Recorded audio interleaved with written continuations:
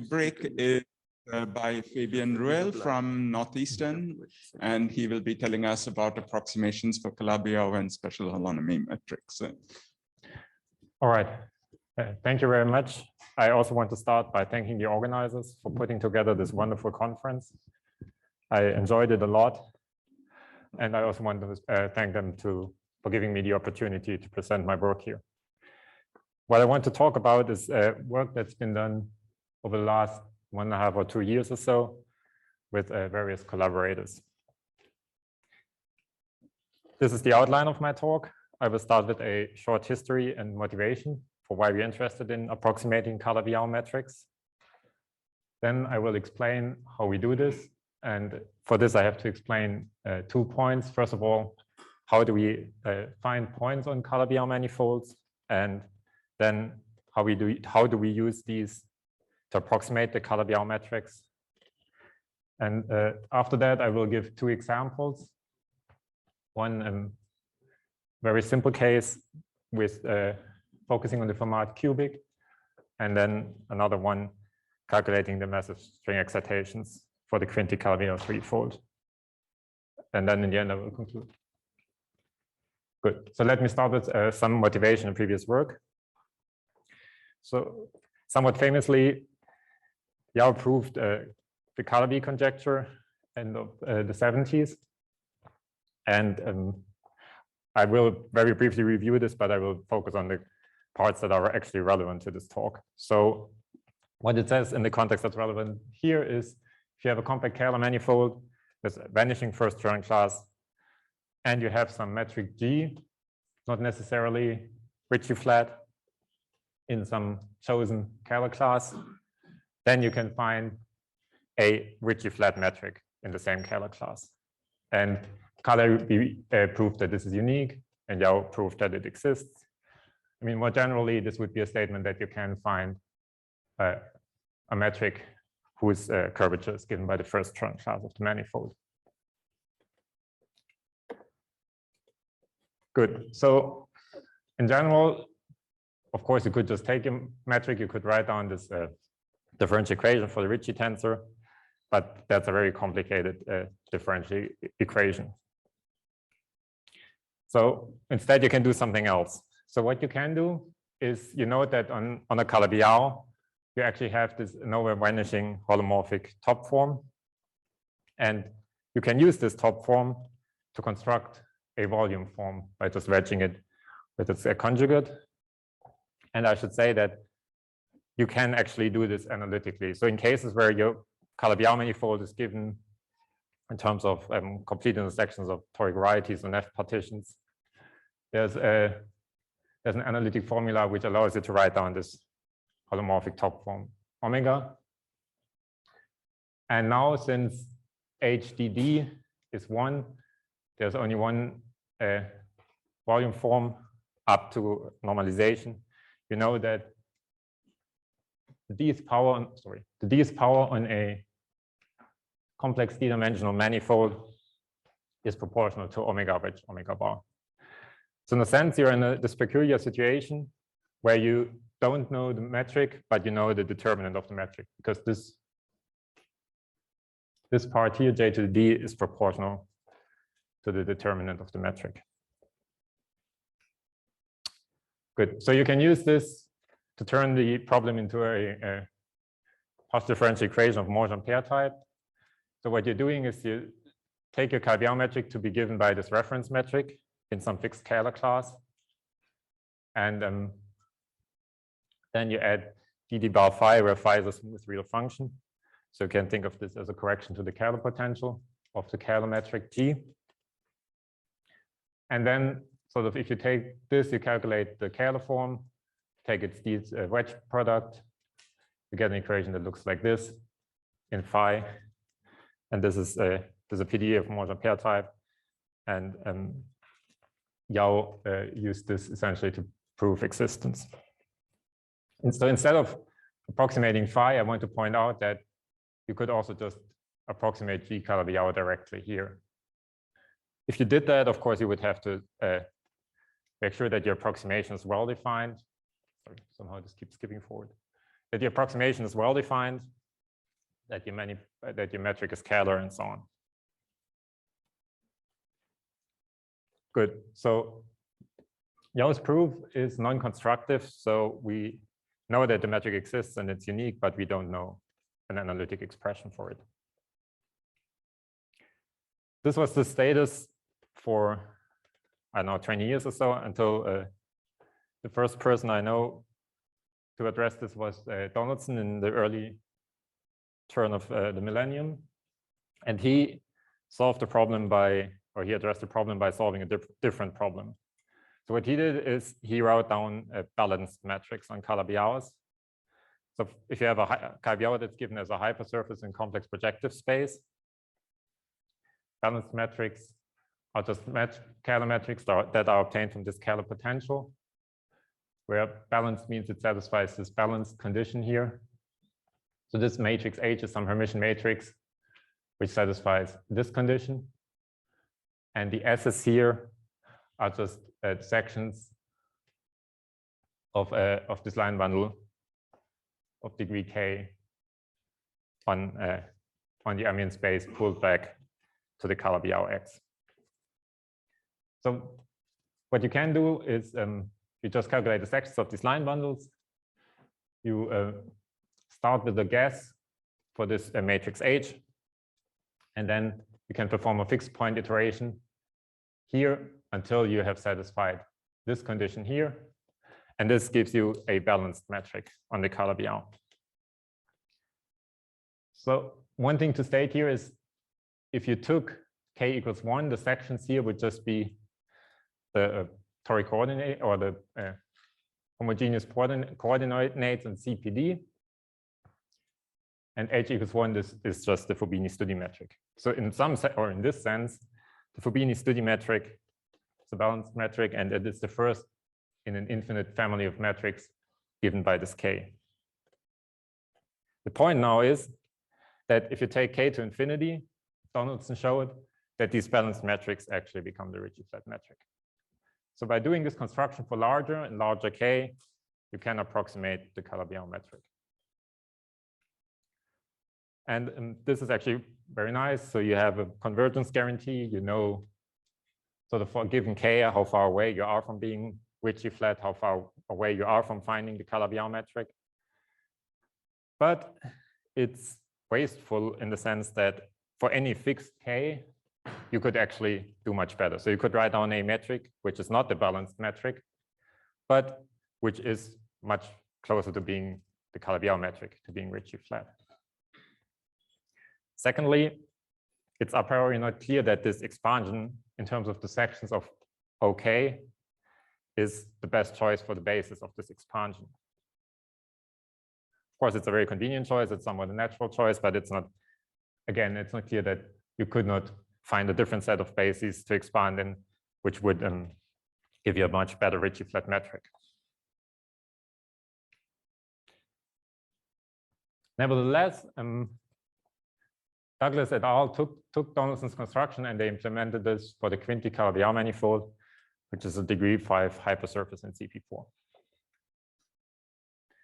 And since then, many groups actually have worked on constructing or approximating Calabi-Yau metrics using various techniques. Most of them are actually based, or the earlier ones are actually based on Donaldson's construction. So notably here, these people, Hedrick and Nassar, they used the same ansatz for the scalar potential, so SH as dagger, but then they, instead of imposing the balance condition, they imposed the condition that this should be as Ricci-flat as possible. And then they found an H that makes this as Ricci-flat as possible in this basis choice. So this is sort of doing away with this point, but you still have this basis choice here. I also lastly want to point out that recently Kashu et al. In a nice series of papers constructed or gave a way of approaching Ricci-flat metrics on K3, or in K3, so they're given as toroidal orbifolds. But these methods are used in properties that are specific to K3 or hyperkähler. So they do not generalize in an obvious way to other dimensions.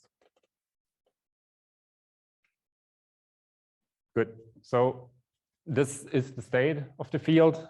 Why are we interested in approximating Calabi-Yau metrics in the first place? This, of course, depends on the person you ask. One thing to state is that they appear in the Yukawa couplings. So if you actually wanted to calculate something from string theory, like masses, if you're more in the physical or more on the applied side, you would want the Calabi-Yau metric. Secondly, they appear in the equations of motion for the bundle and heterotic string theory. These are the so-called Hermitian Yang-Mills equation.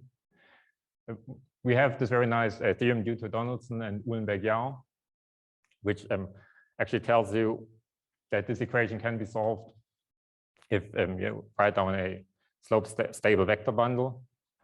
But the slope stability is, in fact, something that's quite complicated to check, because if you have a given vector bundle, you need to check all injecting subsheaves. And this is, in general, a hard task to do because there are infinitely many. The metric plays a role if you want to calculate a massive string spectrum. You can get, of course, a massive string spectrum by calculating bundle cohomologies. But also this is quite involved. So if you ever try to do this explicitly, you know that you need, as usual in algebraic geometry, in computational algebraic geometry, you need some Gröbner bases. These are extremely hard to calculate. They take a very long time. And they only give you the masses part. And I will show an example later for calculating the massive string excitations. If you're interested in non-BPS quantities or non-calibrated cycles, so the volume of these, you would need the metric. And lastly, the question is whether we could use this to actually learn something about Mills symmetry or the SYZ conjecture, or even about the existence of Ricci-flat metrics on other manifolds where you don't have an analog of Yau's proof of existence of these metrics. So for example, SUN,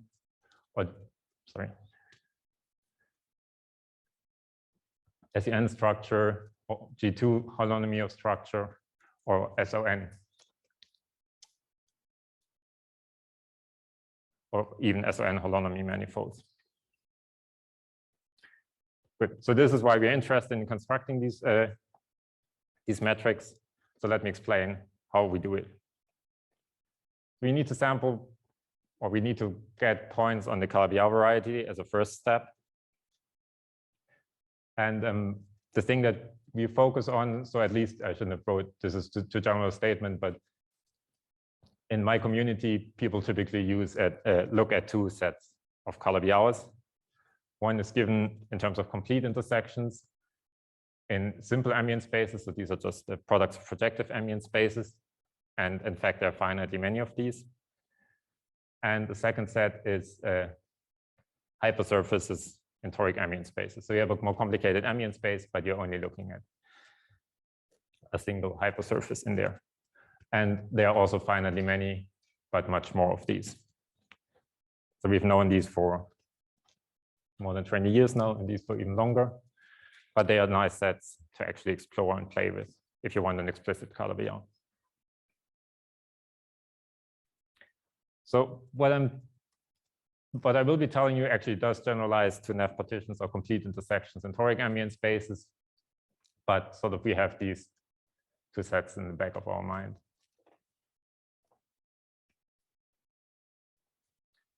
So now we want to find points on these Calabi-Yau varieties, and we want them to be a uniform sample of points. We don't want to get all points, let's say, on one side of the Calabi-Yau. So to do this, a too naive approach would be to just say, okay, I have a d-dimensional ambient space, and I have k equations that define my Calabi-Yau manifold. So I just take d minus k random points somewhere in the ambient space, and I use the k equations that I have to find the other coordinates such that these points lie on the Calabi-Yau. While this will give you points on the Calabi-Yau, you will not know how these points are distributed, so you can't be sure that you actually get points on the entire space. So here's what you do instead. So first you find the basis of Calabi-Yau generators, and that's very simple to do in these sets. I mean, here they just descend from each ambient space factor, and here you can very easily construct them with toric methods. And so you write them in terms of a basis of 1,1 forms here, as coefficient Ci. And then you can just calculate the sections of these Calabi-Yau generators. Again, this can be done completely explicitly in terms of the toric data of the polytope and the dual polytope and these expansion coefficients here. Then you define a map, which I will call phi alpha. So one for each Calabi-Yau generator from the toric coordinates into the projectivization of the zeros homology of the Calabi-Yau generators on the ambient space. And this map is well defined because Neff devices are base point free in toric varieties.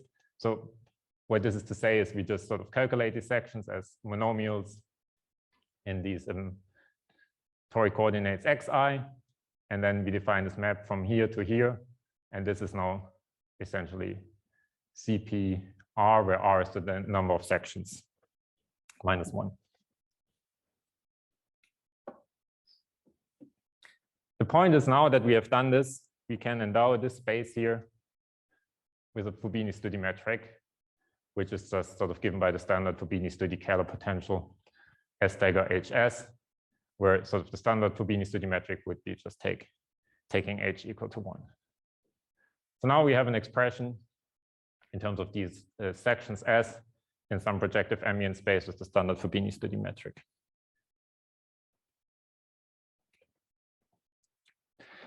Good. So now, instead of picking random points in your ambient space, what you do is you construct random sections. So you construct these sections S here as just some random polynomial in the monomials or in the sections S here.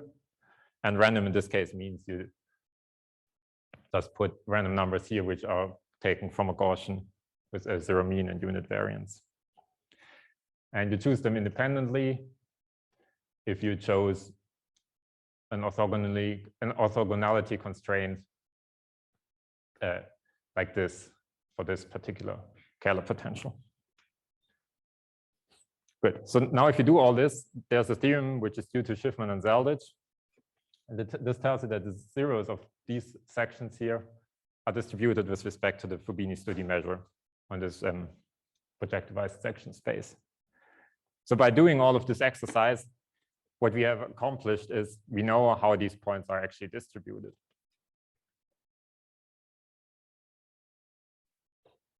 So now we can take this and we can restrict the points to the Calabi-Yau essentially by taking d minus k sections of these and then solving the remaining k equations such that the points lie on the Calabi-Yau. And if you do this, then so by generalization of Schiffman-Zeldich done here, you now know the measure on your Calabi-Yau, which is given by the pullbacks of these maps phi alpha that we defined earlier. So following this procedure, you now know how your points are distributed on the Calabi-Yau.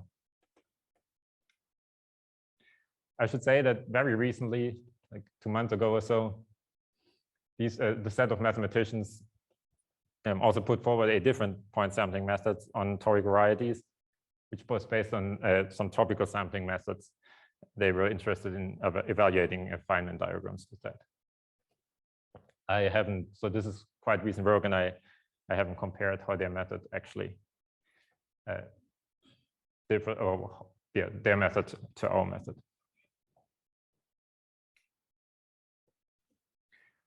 Good. So in doing this, we have now actually introduced 2 complications.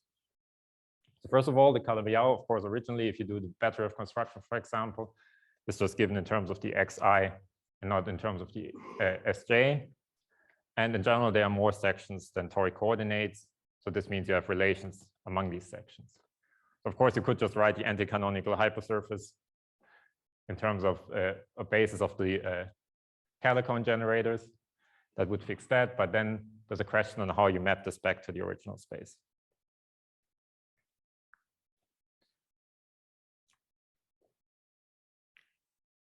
So what we have done is we have taken, let's say, a toric hypersurface, or hypersurface in the toric ambient space, and we have written it by these maps that we constructed as a variety in a product of projective spaces. But due to the relations among the sections and the fact that we reduce the dimension, this is now a non-complete intersection. So we have, in a way, we have traded the simple ambient space for a more complicated one, the simple construction of a complete intersection to a more complicated one, but at least we know how to construct points with a given distribution. So I should say that this can still be computed. It's not too crazy to do this. So what you would do, you could just use the standard commutative algebra way of taking the coordinate ring and defining a quotient by sort of add the sections, define a quotient ring, find the primary decomposition, find the elimination ideal, express these in terms of the others, and so on. Or you can also rephrase this as a shortest vector problem in terms of toric geometry. So this can be solved using standard commutative algebra techniques. Good. So this is how we sample points. Now we can use these points to approximate the Calabi-Yau metric. So for our purposes, we want to work in local coordinates. We want to work with the coordinates from the ambient space. So we want to think of the metric just as a map from a point in Kähler moduli space and complex structure moduli space, a point on the Calabi-Yau onto a Hermitian D by D matrix. And as I said initially in my motivation, we want to be agnostic with respect to the precise function form of the Kähler potential or the basis that we choose. So this map F here is probably a very complicated function. As I said, we don't have an analytic expression. So what we do is we approximate it with a neural network. We chose a neural network because by a theorem of Saibenko from '89, which has been further generalized under some mild assumptions, neural networks are universal function approximators. So they can approximate any functions. In particular, they can approximate the Calabi-Yau metric. Good. So a neural network, what it does is it just is a family of maps from some n in-dimensional vector space Rn to some Rn out-dimensional vector space. And this map is built by a composition of affine maps and nonlinear functions that act on each component of the vectors. So this is often written like this. They have some input here in R and in. Now you map this with affine maps into some one-dimensional space here. Then you apply at each of the components of the vector, you apply some nonlinear function. Then you map this into some other R two-dimensional vector space, and so on. You can continue this for as long as you like. Of course, you need sort of the affine maps are closed under composition, so you need to put some nonlinear functions in between. Otherwise, you would have just done matrix factorization. Yeah. So your map now looks like this. You have this this affine map Wx plus B, where W is a matrix, B is some vector. You apply the nonlinearity, you multiply by W, you add B, you apply nonlinearity, and so on. And the parameters of these maps are essentially the entries in these matrices W and in these vectors B. And now you find an optimal value for these parameters by optimal, I mean sort of values of this parameter such that this neural network expresses the map that you're interested in by choosing these values inside these matrices and vectors using some linear optimization technique. Typically, people just use gradient descent until sort of the output that you get from this is actually the output that you would expect. So for some reason that's not really fully understood, this way of parameterizing maps works extremely well. And this idea has been in the forefront of essentially all breakthroughs in AI and computer science. So if you read that, I don't know, some AI was beating the world champion at Go, or if you order Uber to get from the airport here or whatever, something like this is running in the background. Good. So we now know how we want to approximate the metrics. And in general, we could do this, this approximation for the Calabi-Yau metric in many different ways. So we could just say the neural network is the metric, is the Calabi-Yau metric. This would be this ansatz. Or more in the spirit of rewriting the problem as a Monge-Ampere equation, you could say the the Calabi-Yau metric is given by some reference metric, and we can just choose the Fubini-Study metric or its generalization, plus some correction, which is learned by the neural network. Or you could do some multiplicative thing, or you could learn this function phi. So there are different ways of approximating the Ricci-flat metric. So depending on which ones of these you choose, you have to, for example, make sure that this metric is well defined on overlaps. You have to make sure that this metric is scalar. You have to make sure that this metric is in the fixed scalar class, and so on. So you have some additional constraints depending on which of these ansatz you choose. So in general, you have these 5 constraints. So you need to impose the Monge-Ampere equation, which, as I said, is that the determinant of the Calabi-Yau metric is equal to this omega wedge omega bar up to some constant kappa. You need to make sure that dj is equal to 0. This is this condition. You need to make sure that it is well defined on the standard patch transitions. So you calculate the metric in 2 patches, and you make sure that you get the same answer up to patch transition functions. You could also make sure that you just get the Ricci loss, but in fact, if you solve this, since the Calabi-Yau metric is unique in its class, actually you're guaranteed to get the Ricci-flat metric from here. And lastly, you need to make sure that you stay in the correct scalar class. And we do this by actually calculating slopes of line bundles. So there's an analytic expression for the slope of a line bundle. You can calculate this if you know the intersection ring. The intersection ring is very simple to compute, so we have that.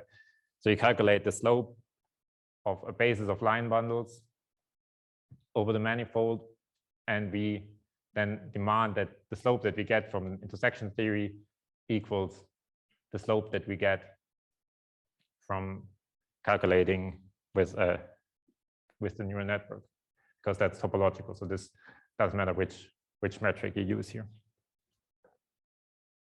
And then you just sort of demand that each of these terms, so we're taking some n norm here, so all of these contributions are positive, and then we just demand that some linear combination with some different weightings alpha I here is 0. And once all of these are satisfied, you have a well-defined metric, and this loss L here is 0. So you're optimizing your neural network until you get as close as possible to satisfying all of this. This is the idea of getting a Calabi-Yau metric. Good. So let me now give 2 examples. The first one is rather trivial, but I can plot it. The second one is less trivial, but I can't plot it. So the first example is just the cubing in P2. Of course, in this case, you don't have to do any of this. You just know what the Ricci-flat metric is. But I wanted to sort of plot this so that you see what's happening. So we start with the one family of Fermat cubics here, which is given by the 0 locus of Z0 cube plus Z1 cube plus Z2 cube minus 3 psi Z0 Z1 Z2 in P2. And what you can do now is you can find a linear coordinate transformation that maps it into this form. This form is called the Weierstrass form, because if you go to the patch Z equals 1, and you identify X with the Weierstrass P function and Y with the derivative of the Weierstrass P function, you get a differential equation that's satisfied by the Weierstrass function. This makes, in this sense, the Weierstrass function solves this hypersurface constraint. We can sort of carry out this map. We can read off G2 and G3. These would be then the Eisenstein series. We can construct the Klein-J function. We can read off tau, which in this case would be for the choice where psi is equal to, I think, 10. This is just tau equals 1.6i, or you can just sort of take this, calculate the periods, find the Picard-Fuchs system, and of course get the same result. So what I did is I took the Fubini-Studi metric in P2. I rewrote it. I rewrote the equation like this. I pulled it back to this hypersurface. I inverted it to get this as a function of the lattice coordinate c mod lambda with this tau, and I plot the result here. So this is essentially what you would get if you used the pullback of the Fubini-Studi metric on the torus. So this is obviously non-flat. Now I turn on my point sampler, my neural network. I wait 20 seconds, sample 10,000 points, and I get this result. So now you can see this is for getting the poles at the lattice points. This is now the flat metric. So that's the first example.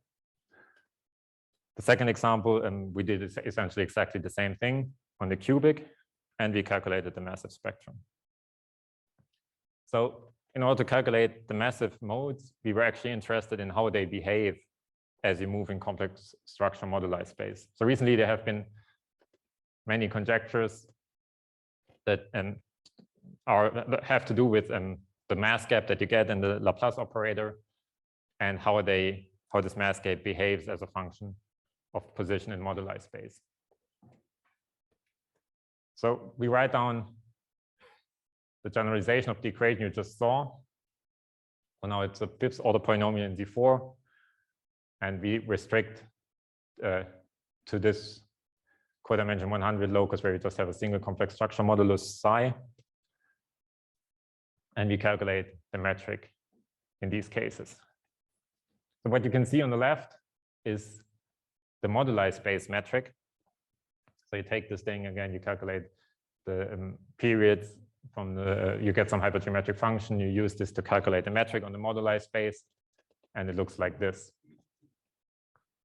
So you can see, we saw a cartoon of this, I think for the cubic on Tuesday morning, but you can see the special points on moduli space. You have the orbifold point here, you have the conifold point here, and you have the mum point at radial infinity. So I should say that sort of a good coordinate on this ambient space, sorry, on this moduli space is not psi, but psi to the fifth power. So what I've drawn here is essentially psi to the fifth power. And now we just sort of take points on this moduli space, and we calculate the metric at these points. We tried the different ansatz that we had for our metric. And as I said, in this case, I cannot just plot the fundamental domain because it would be too high dimensional. So instead, what I can show you is how the Ricci tensor behaves as I approximate better and better solutions to the Monge-Ampere equation. So this is measuring the Monge-Ampere equation here, and this is measuring the Ricci tensor. And you can see sort of as I get better and better in approximating the solution to the Monge-Ampere equation, I get to Ricci tensor equals 0. Good. So now I take this, and I want to calculate the eigenfunctions of the scalar Laplacian with respect to this metric. So to do this, I choose a set of functions that are constructed like this, where I just take degree k phi monomials in the ambient space coordinates zi of CP4. This is just a choice of basis, but I choose this basis because these are actually a basis for the eigenfunctions of the Laplace operator on P4. Then I expand my states in terms of the spaces, and I solve just the Laplace equation as a generalized eigenvalue equation, delta phi equals lambda phi.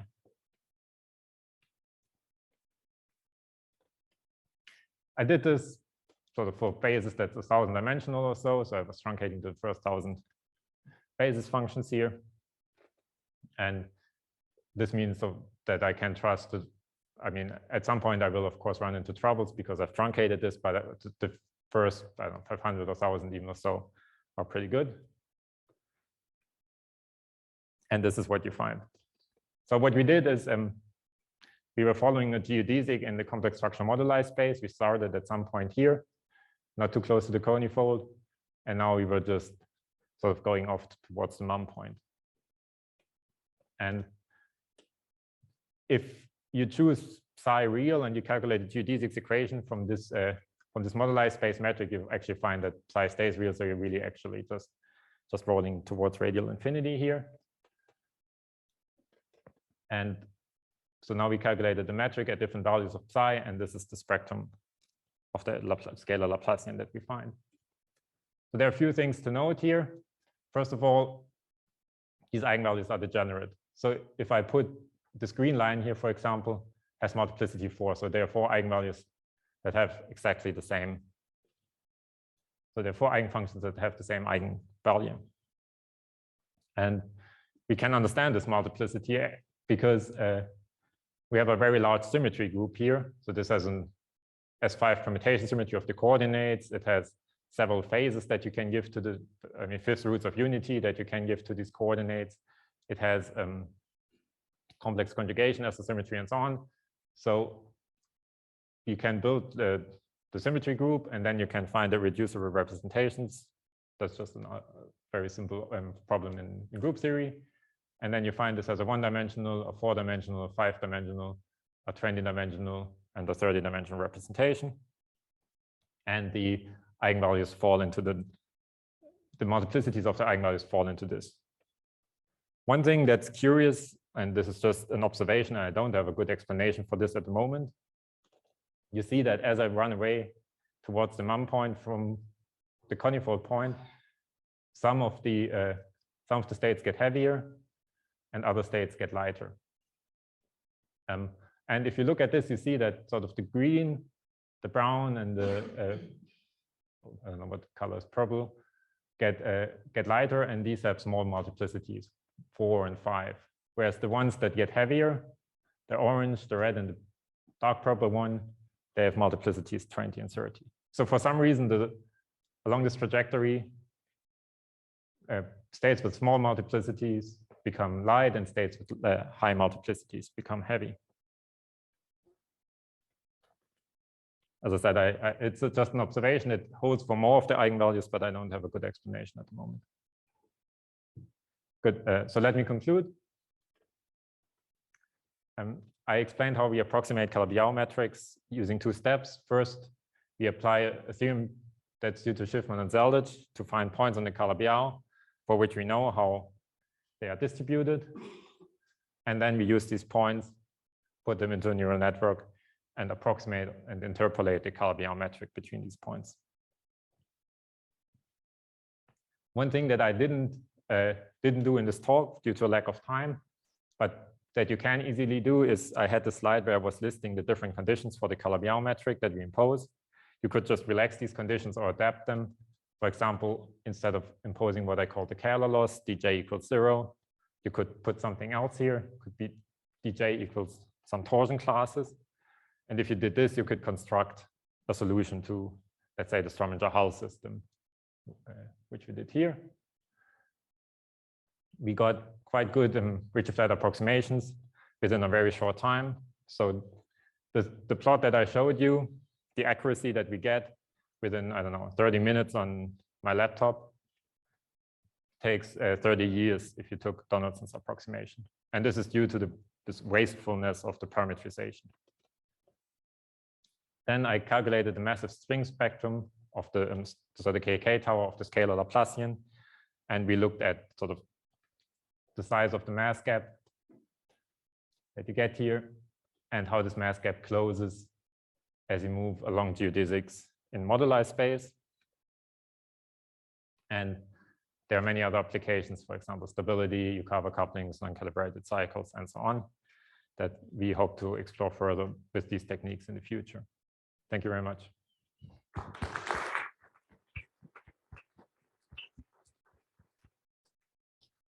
Thank you for being well in time. Questions?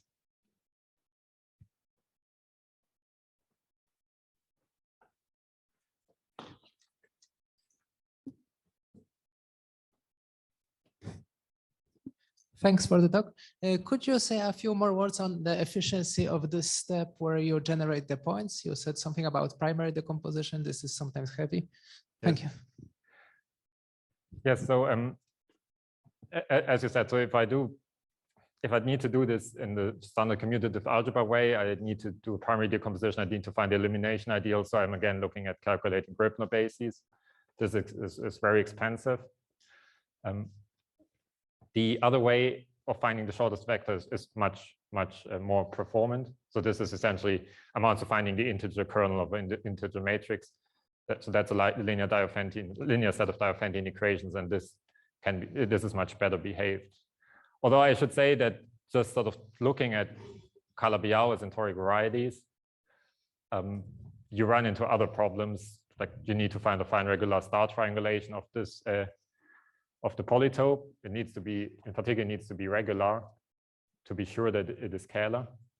And this is also extremely expensive. So my feeling is that before you run into problems with the primary decomposition, you run into problems checking regularity of the ambient space.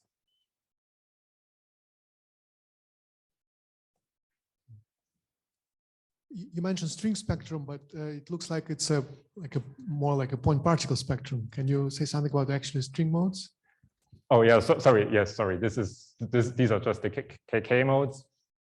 So there's work by Ashmore, and I think originally also due to Douglas and Brown et al., where they did this also for not just for the scalar spectrum, but also for the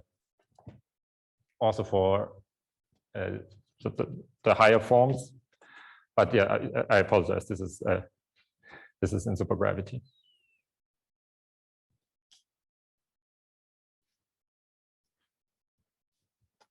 So I had a small question. In the Donaldson approach that you mentioned at the beginning, have people tried to apply random matrix approaches to understand that Hermitian matrix in the large scale limit? What's maybe if it's in one of the familiar random matrix ensembles, does that help? I'm just... That's an excellent question. Thank you very much. I am not aware of any work of this, but I should point out sort of that in this case, you might have wondered whether I could use a random matrix because you have a Hermitian operator. So you might have thought, okay, maybe I can approximate this with some random matrix, but you see that you actually get crossings here in codimension 1. And if you have a random matrix as a Hermitian operator, I mean, random matrix of random Hermitian matrix, a family, which is sort of parameterized by some T, you get what's called eigenvalue repulsion. So you wouldn't find these crossings actually if you were trying to approximate this with any random matrix. But for H, I'm not aware of somebody trying to approximate this with a random matrix ensemble. It's a very good, interesting question.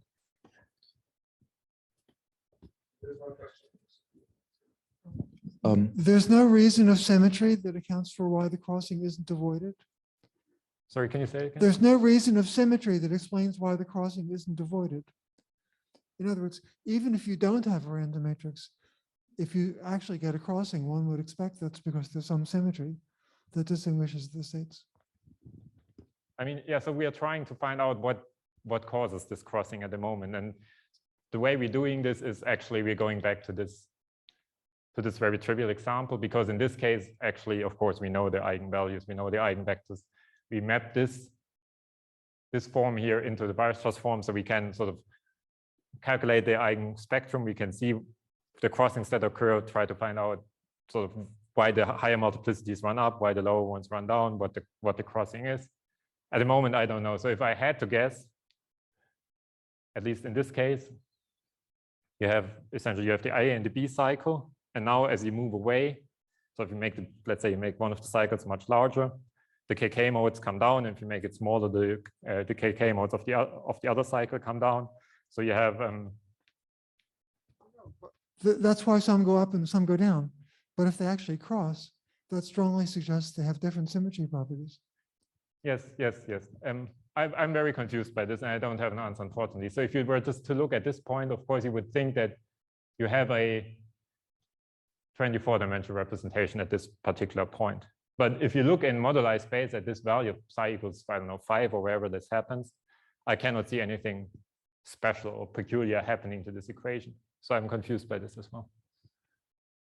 Well, the equation does have a lot of symmetry, of course. You've taken all of that into account. Yes, so in order to calculate, yeah, exactly. So in order to calculate these multiplicities, so this has a symmetry group of order 84,000 or so. Thank you. Thank you, Fabian, for the very nice talk. I have a question about the novel method for generate sampling points. Do you think that this would introduce better computational results? What will introduce better results? Expense-wise, would this be less expensive to? Would it be less expensive to compute to sample points using this new method? I haven't studied the paper in too much detail, but what they do is a version of what's called rejection sampling. So they are sampling points, and then they are throwing away. They are throwing away points that don't satisfy, that are not on the hypersurface, or that don't satisfy the criterion they have there. So you can do all of this. I mean, I'm not an expert in this field, but you can do all of this using Markov chain Monte Carlo. So you can write down some function. You can sort of get a sample of points. You get the distribution you like, and sort of you repeat this iteratively until you have constructed a distribution that you like. This is not sort of Schiffmann-Zeldrych is using currents, the techniques of currents in order to get this. And my expectation would be that, so if this is highly specialized to this particular case, my expectation would be that this is actually a very efficient method. But I haven't compared them, so I cannot compare. But at the moment, I would guess that our method is actually quite performant. And I should say that getting 1 million points on the Quintic takes less than a second. So the sampling is not the problem here. Okay, thank you. I have one more question, technical question. So you had the Ricci loss and Monge-Ampere loss in your loss function. And of course, when they vanish, they're equivalent. But if they don't, then they're not equivalent. So which one is more efficient, more effective for, which one is better for the optimization problem? Yes, very good. Thank you very much for the question. So as precisely was pointed out, if this is 0, then this is 0. This requires 4 derivatives of the, so if you take sort of G prediction to be delta bar phi, you need to take 4 derivatives of the neural network. Here, you take 0 derivatives. So this is much faster to calculate. And so at least for the Quintic, we looked at, so this is essentially this plot. So what I'm plotting here is the Monge-Ampere loss, and what I'm plotting here is the Ricci loss. And you actually see that they follow a linear trajectory for most of the cases. I don't have an explanation for why it's actually sort of following this linear approach towards 0. It's just an observation at this point. So if you download our code, if you want to play with this, the standard by default, this is not even optimized against because it's very slow to compute. I mean, it's not very slow, but it's much slower than this. Okay, so there are no other questions. Let's thank Fabian again. Thank you.